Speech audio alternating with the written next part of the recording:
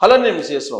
కర్నూలులో బస్సు ప్రమాదం ఎలా జరిగింది, ఎందుకు జరిగింది, దీని మీద విచారణ జరుగుతోంది. ప్రత్యేకమైనటువంటి బృందాలను విచారణకు ఏర్పాటు చేసిన ఆంధ్రప్రదేశ్ ప్రభుత్వం. ఎందుకంటే ఆంధ్రప్రదేశ్ సరిహద్దుల్లో, ఆంధ్రప్రదేశ్ భూభాగంలో ఈ ప్రమాదం జరిగింది. అందుకే దాదాపు 16 బృందాలని విచారణకు ఏర్పాటు చేసింది.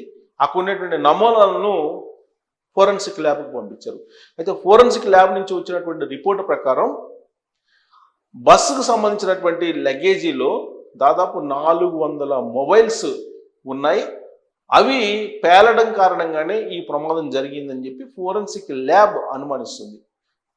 మొత్తం టెస్టులు, పరీక్షలు అన్నీ చేసిన తర్వాత అక్కడ ఉండేటువంటి నమూనాలను ల్యాబ్ పరిశీలించిన తర్వాత తేల్చింది ఏంటంటే, అనుమానించింది ఏంటంటే, మొబైల్ ఫోన్స్ని బల్క్గా తీసుకెళ్తున్నారు. అవి మీకు లగేజీ అక్కడ జనరల్గా బస్సు కింద మీకు డీజిల్ ట్యాంక్ పక్కనే లగేజీకి సంబంధించినటువంటి ఒక పెద్ద విండో లాగా ఉంటుందన్నమాట. దాంట్లో ఈ 400 మొబైల్కి సంబంధించినటువంటి లగేజీని వేశారు. ఇది మీకు మల్టీ ఎక్సెల్ బస్సులో వెనక వైపు ఉంటుంది, డీజిల్ ట్యాంక్ పక్కనే. సో అవి పేలడంతో ఒక్కసారిగా బాంబులాగా బ్లాస్ట్ అయిపోయింది బస్సు. అందుకే అంతమంది చనిపోయారు. దాదాపు 20 మంది చనిపోయారు, 19 మందికి గాయాలు అయ్యాయి అని చెప్పి ఇప్పుడు ఫోరెన్సిక్ ల్యాబ్ ఇచ్చినటువంటి కొంత సమాచారం ప్రకారం ఒక నిర్ధారణకు వస్తూ ఉన్నారు. కానీ దీని మీద ఇంకా అనుమానాలు ఉన్నాయి. ఒక అతను మోటార్ బైక్ వేసుకుని వెళ్తున్నారు. ఆ మోటార్ బైక్ వేసుకుని వెళ్ళిన అతను యాక్సిడెంట్ అంటే బస్ కిందకి దూరాడు. మద్యం తాగిన కారణంగానే ఈ ప్రమాదం జరిగింది అనేటువంటి అనుమానం ఒకటి ఉంది. పైగా ఈ ప్రమాదానికి ముందు ఆ బైక్ శివశంకర్ అనే అతని పేరు, ఆ బైక్ రైడ్ చేసేటువంటి అతను ఒక పెట్రోల్ బంకులో పెట్రోల్ కొట్టించుకున్నట్టు సీసీ ఫుటేజ్ సేకరించారు. వాళ్ళు ఇచ్చినటువంటి ఇన్ఫర్మేషన్ ప్రకారం అతను మద్యం సేవించి ఉన్నాడు అనేటువంటి అనుమానాల్ని ఇప్పుడు వ్యక్తం చేస్తున్నారు. మద్యం సేవించినటువంటి అతను బస్ కిందకి దూరాడు అదుపు తప్పి. అందుకే ఆ డీజిల్ ట్యాంక్ దగ్గర బస్సు దాదాపు కొన్ని అడుగుల దూరం లాక్కెళ్ళింది ఆ బైక్ని. ఆ బైక్లో ఉన్నట్టు అతను చనిపోయాడు. ఆ బైక్ నుంచి వచ్చినటువంటి ఫైర్ కారణంగా అది స్పీడ్గా వేగంగా దూసుకుని వెళ్తున్నటువంటి క్రమంలోనే ఆ ఫైర్ వచ్చి డీజిల్ ట్యాంక్ మీద పడి ఒకసారిగా బాంబులాగా బస్సు పేలిపోయిందని చెప్పి మరొక వర్షను వినిపిస్తుంది. ఇవే కాకుండా డ్రైవర్ నిర్లక్ష్యం కారణంగానే ఇది జరిగింది అనేది ఇంకొక వర్షన్ కూడా వినిపిస్తుంది. ఆ ప్రమాదం జరిగినటువంటి వెంటనే, అంటే 2 వీలర్ ప్రమాదం జరిగిన వెంటనే అతను కనుక బస్సుని అక్కడే ఆపేసినట్టయితే కనుక ఈ ప్రమాదం ఇంత పెద్ద స్థాయిలో జరిగి ఉండేది కాదు. బట్ అతను 2 వీలర్ అతన్ని ఢీకొన్న తర్వాత అతను ఆ బైక్ని కూడా 40 మీటర్ల దూరం దాదాపు లాక్కెళ్ళారు. ఆ లాక్కెళ్ళడం కనుక జరగకపోయినట్టయితే డెఫినెట్గా ఈ ప్రమాదాన్ని నివారించగలిగి ఉండేవాళ్ళు అని చెప్పి ఇంకొక వర్షను వినిపిస్తుంది. ఇది డ్రైవర్ నిర్లక్ష్యం. 2 నిమిషాల్లో డ్రైవర్ చేసినటువంటి తప్పు కారణంగా 20 మంది ప్రాణాలు ఇవాళ సజీవంగా బస్సులో తగలబడాల్సినటువంటి పరిస్థితి ఏర్పడింది అనేది మరొక వర్షను వినిపిస్తున్నారు. ఇవన్నీ ఒక ఎత్తు అయితే, అసలు ప్రైవేటు బస్సుల వ్యవహారం అనేది ప్రమాదాలు జరిగినప్పుడే బయటకు వస్తూ ఉన్నాయి. కానీ దీంట్లో వీటి నిర్వహణలో కానీ లేదంటే పర్మిషన్స్ తీసుకునేటువంటి దాంట్లో కానీ చాలా లోపాలు కనిపిస్తూ ఉన్నాయి. దాంట్లో ప్రధానమైనటువంటిది శిక్షణ లేనటువంటి డ్రైవర్లు. పైగా ఓవర్ డ్యూటీలు చేపిస్తూ ఉంటారు వాళ్ళ చేత. స్పీడు దాదాపు 130 నుంచి 150 కిలోమీటర్స్ స్పీడ్ వెళ్తూ ఉంటారు. మీరు విచిత్రంగా హైదరాబాద్ నుంచి బెంగళూరు వెళ్ళాలన్నా, హైదరాబాద్ నుంచి వైజాగ్ వెళ్ళాలన్నా, హైదరాబాద్ నుంచి చెన్నై వెళ్ళాలన్నా, హైదరాబాద్ నుంచి ముంబై వెళ్ళాలన్నా మీరు సాయంత్రం 8 గంటలకు ఎక్కినా తెల్లారేటప్పటికి అక్కడ దింపుతారు. ఎలా సాధ్యం అది? అంటే దాదాపుగా 7-8 గంటలు, 10 గంటల పాటు చేయాల్సినటువంటి జర్నీని కేవలం 5 అవర్స్లో వాళ్ళు ముగిచ్చేస్తున్నారు. అంటే ఎన్ని కిలోమీటర్లు వెళ్తున్నారు? దాదాపు 130 నుంచి 150 కిలోమీటర్ల మధ్యలో వెళ్తున్నారు. మరి వాళ్ళకి స్పీడ్ లాక్ ఉంటుంది కదా, మరి ఎలా వెళ్తున్నారు అని అంటే ఇక్కడ లాజిక్ ఉంది. అందుకే మీరు ఆర్టీసీ బస్సులకు ఉన్నటువంటి సేఫ్టీ ప్రైవేట్ బస్సులకు ఉండదు. ఆర్టీసీ బస్సుల్లో ఓవర్ డ్యూటీలు ఉండవు డ్రైవర్లకి.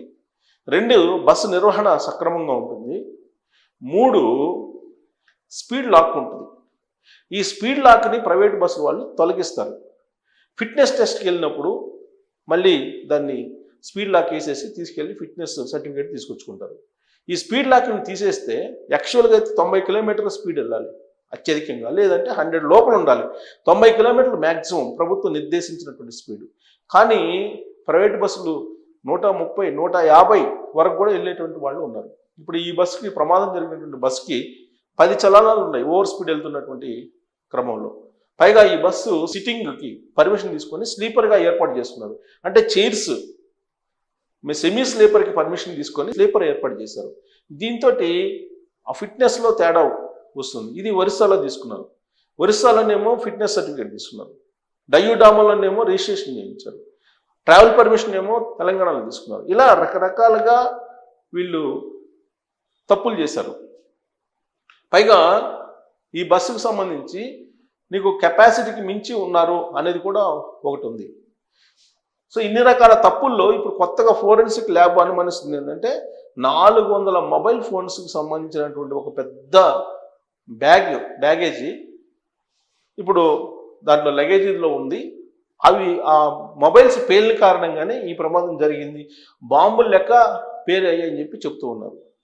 సో ఈ ప్రమాదం వెనక రకరకాలుగా చెప్తున్నారు. అయితే ఒకటి, ఇప్పుడు ఆర్టీఏ అధికారులు అటు ఆంధ్రప్రదేశ్, ఇటు తెలంగాణ, కర్ణాటక, తమిళనాడు వీళ్ళందరూ కూడా అలర్ట్ అయ్యారు.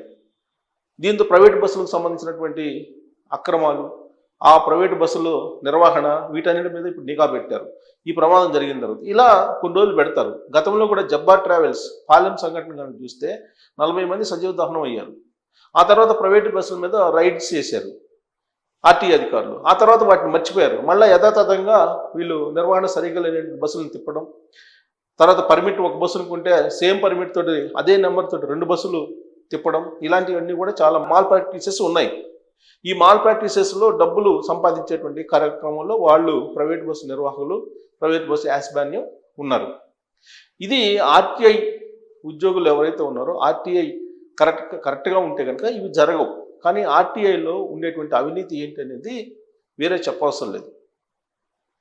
సో ఇప్పుడు మన కర్నూలు సంఘటన అయిపోయింది, నెల్లూరులో ఒకటి బయటపడింది. నెల్లూరులో బయటపడిన బస్సు ఇదే. కాకపోతే అదృష్టం ఏంటంటే ఈ బస్సులో ఫైర్ రాగానే, మంటలు రాగానే ఇమీడియట్గా అలర్ట్ అయిపోయి ప్రయాణికులందరినీ కూడా సురక్షితంగా బయటికి తీసుకొచ్చారు.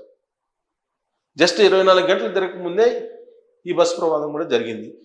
ఒకవైపు ఏమో ఆర్టీఏ అధికారులు నిన్నటి నుంచి రైడ్స్ చేస్తూ ఉన్నారు. కావేరీ ట్రావెల్స్ మొత్తాన్ని మూసేసేసారు, ఆల్మోస్ట్ క్లోజ్ చేసేసారు కావేరీ ట్రావెల్స్ని. ఇప్పుడు మిగతా ట్రావెల్స్ బస్సులు కూడా నీకు ఫిట్నెస్ లేనటువంటివి వీటన్నిటిని కూడా తిప్పుతున్నటువంటి క్రమంలో ఆర్టీఏ అధికారులు అలర్ట్ అయిపోయి ఇప్పుడు ఎంక్వైరీ చేస్తున్నారు. సంఘటన జరిగిన తర్వాత కొన్ని రోజులు అడావుట్ చేసి తర్వాత మామూలుగా యథాతథంగా మళ్ళీ సేమ్ ఈ ప్రైవేట్ ట్రావెల్స్ యాజమాన్యాలు తమ వ్యాపారాన్ని చేసుకుంటూ ఉన్నాయి. ప్రాథమికంగా అసలు వీళ్ళు పాసింజర్ బస్సులు, ఇవి ట్రావెల్స్ బస్సులు ఎప్పుడు కూడా నీ గ్యారేజ్ బస్సులాగా తిరగకూడదు. ఈ లాంగ్ రూట్ బస్సులు ఒక చోట బయలుదేరితే ఇంకో చోట ఆగాలి అంతే, మధ్యలో ఎక్కడ ఆగకూడదు. కానీ ఇవి అలా కాదు. ఇప్పుడు ఆర్టీసీ రంగంలో బస్సులకి వీటికి తేడా ఉంది. పర్మిషన్స్ ఏమో ట్రావెల్స్ లాగా తీసుకుంటారు, బట్ గ్యారేజ్ బస్సులాగా దిగుతుంటారు. సో ఇలా రకరకాల అక్రమాలు ఉన్నాయి దీంట్లో. సో ఇవన్నీ కనుక అడ్డుకట్ట వేయాలంటే ఫస్ట్ ఆఫ్ ఆల్ అసలు చైనా బ్యాన్ చేసింది ఈ బస్సుల్ని, స్లీపర్ బస్సుల్ని, స్లీపర్ ఏసీ బస్సుల్ని. మరి చైనా లాంటి ఆ దేశమే స్లీపర్ లాంటి బస్సుని బ్యాన్ చేసినప్పుడు భారతదేశంలో ఎందుకు బ్యాన్ చేయకూడదు? ఇలా ప్రమాదాలు జరుగుతూ పోతూ ఉన్నటువంటి క్రమంలో ప్లస్ ఈ లగేజీ వేసుకునేటువంటి విషయంలో ఆ లగేజ్ ఏంది ఇచ్చారు అనేది కూడా తనిఖీ చేయరు. చాలా సందర్భాల్లో డ్రగ్స్ కూడా సరఫరా చేసినట్టు సందర్భాలు ఉన్నాయి, గంజాయి సరఫరా చేసినటువంటి సందర్భాలు ఉన్నాయి లగేజీలు. సో ఇప్పుడు లగేజీల్లో సెల్ ఫోన్లు భారీగా 400 సెల్ ఫోన్లు ఒక బ్యాగు, ఆ బ్యాగ్ కారణంగానే ప్రమాదం జరిగింది, కర్నూలు ప్రమాదం అని చెప్పి ఇప్పుడు ఫోరెన్సిక్ ల్యాబ్ చెప్తున్నటువంటి క్రమంలో మరి ఇలాంటి ప్రమాదాలని అరికట్టడమా లేదంటే కంప్లీట్గా స్లీపర్ బస్సుల్ని క్లోజ్ చేయటమా, ఏది బెటర్ అనే దాని మీద మీరు కామెంట్ చేయొచ్చు. Thank you.